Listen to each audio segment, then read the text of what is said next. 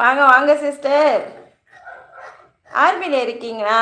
நான் வந்து ஃபேஸ்புக்கில் பார்த்தேன். ஒரு 2-3 பேர் இரங்கல் வந்து இன்னைக்கு போட்டிருந்தாங்க. பாவம், எங்களுக்காக நாங்கள்லாம் எங்கள் வீட்டில் நல்லா இருக்கிறோம்.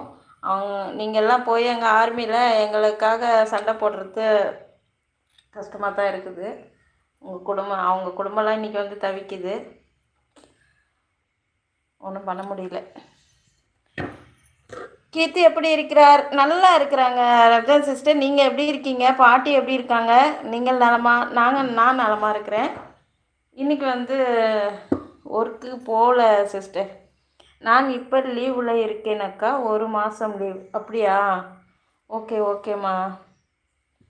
நீங்கள் பார்த்து போனீங்கன்னா ஒர்க்கில் இருங்க. கொஞ்சம் கஷ்டமாக தான் இருக்குது இந்த மாதிரிலாம் வந்து கேள்விப்படும் போது. ஆனால்